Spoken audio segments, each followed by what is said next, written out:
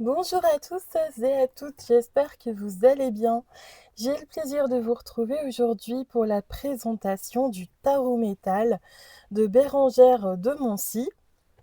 Avant de commencer cette vidéo, comme d'habitude, n'hésitez pas à vous abonner et activer la cloche si ce n'est déjà fait, à partager, commenter et liker. On se retrouve tout de suite pour la présentation. Alors, il y a 1 ou 2 ans, je ne sais plus, je vous avais présenté le tarot Hellfest. Et là, la fête de la musique arrivant, j'ai choisi de vous présenter cette fois-ci le tarot métal. Donc, c'est un tarot qui est sorti aux éditions Hachette, qui se présente comme ceci. Alors voilà ce qu'on nous dit. 78 cartes saturées en métal et en guitare rose qui vous feront découvrir ou redécouvrir le tarot Rider-Waite-Smith. Lié aux grands mouvements et aux grandes figures de la culture métal, les 78 arcanes de ce deck sont illustrés par Fortifem. Ce coffret comprend aussi un guide de 128 pages avec des textes de Bérengère de Moncy vous ouvrant les portes de la pratique du tarot et vous donnant les significations de chaque carte ainsi que différentes manières d'effectuer des tirages. Voilà, donc on a une boîte classique comme ceci.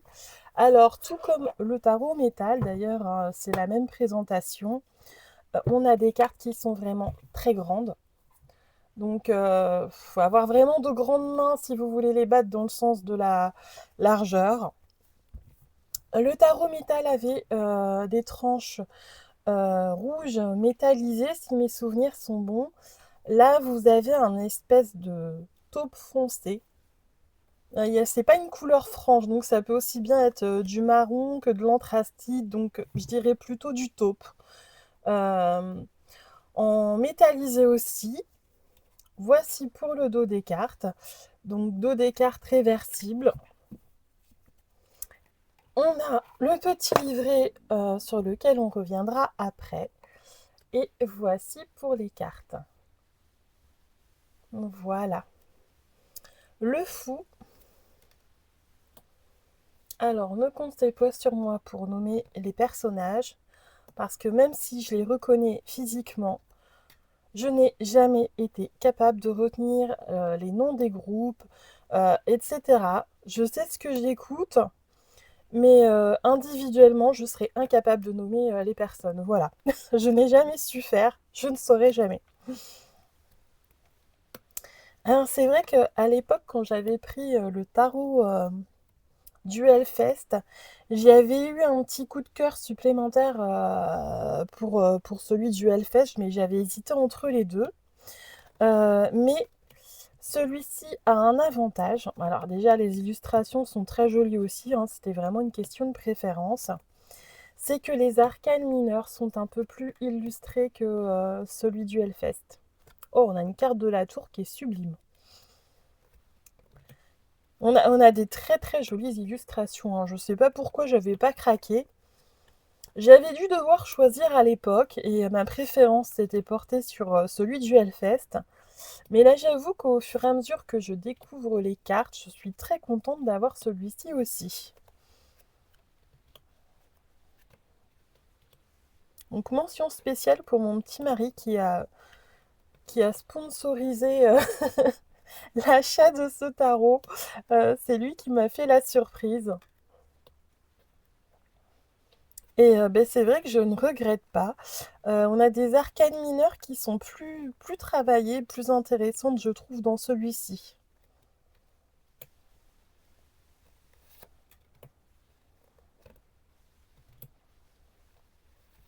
Donc si vous voulez faire la comparaison, n'hésitez pas à aller voir la vidéo que j'ai réalisée sur le tarot du Hellfest pour comparer et voir justement si vous hésitez lequel vous convient. Ah, un 4 d'épée, superbe. Et c'est vrai que je trouve que c'est un sujet, un thème qui se prête vraiment très bien aussi au monde du tarot. Alors ça fait forcément des tarots un peu dark, hein, euh, mais je trouve ça intéressant. J'ai pas passé une carte, non. Donc on a des cartes, j'ai pas parlé de la brillance, on a des cartes un peu brillantes, pas glossy mais brillantes quand même.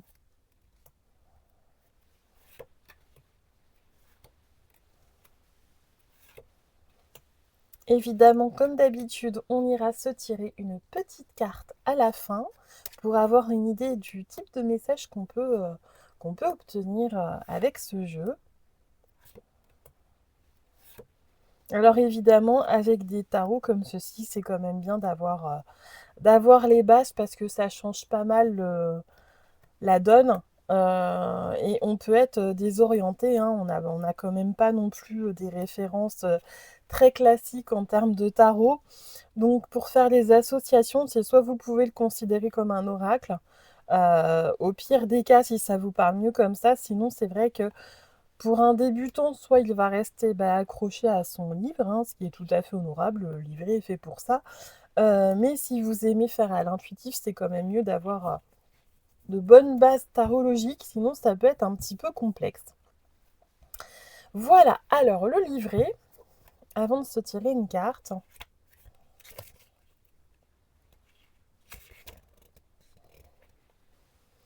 Donc on a une des explications concernant les arcanes du tarot Rider-Waite, sur la numérologie, comment lire le tarot, comment préparer son jeu.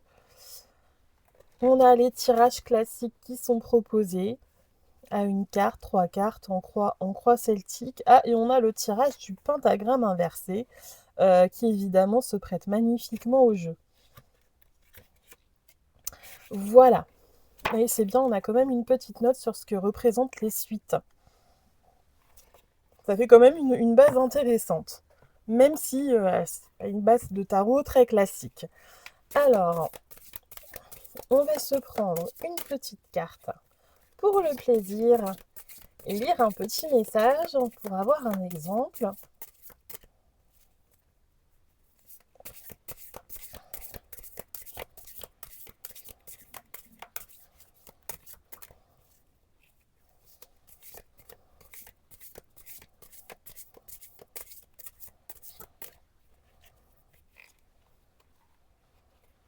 Voilà.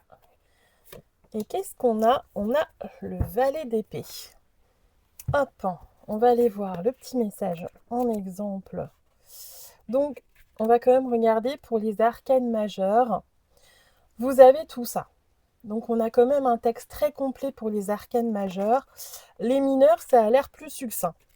On va regarder. Donc, j'ai dit que c'était le valet d'épée. Le valet d'épée.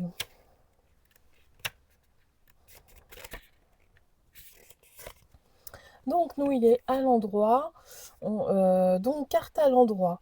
On nous dit de s'affranchir des peurs, commencer à s'exprimer, oser être soi, étudier avant de se lancer, assurer ses arrières, idées innovantes, curiosité intellectuelle. Et si la carte avait été à l'envers, se lancer sans préparation, immaturité, erreur de jeunesse, promesse non tenue, comportement lâche. Donc autant dire que si vous avez la carte du fou avec, là on peut vous dire que c'est un peu une mission suicide.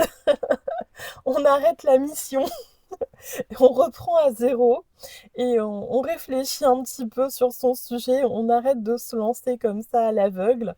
Voilà, on arrête tout et on reprend de zéro, on prend des informations et surtout peut-être qu'on établit un plan d'action également. Voilà, et ben en tout cas j'aime beaucoup. C'est une belle découverte. Je suis contente de le rajouter à ma collection. Parce que c'est vrai que des tarots sur la musique, il n'y en a pas tant que ça. Donc je trouve ça super chouette. Mais en tout cas, j'espère que cette présentation vous aura plu. Voilà, elle n'aura pas duré trop longtemps en plus. Je vous dis à la prochaine fois et en attendant, portez-vous bien.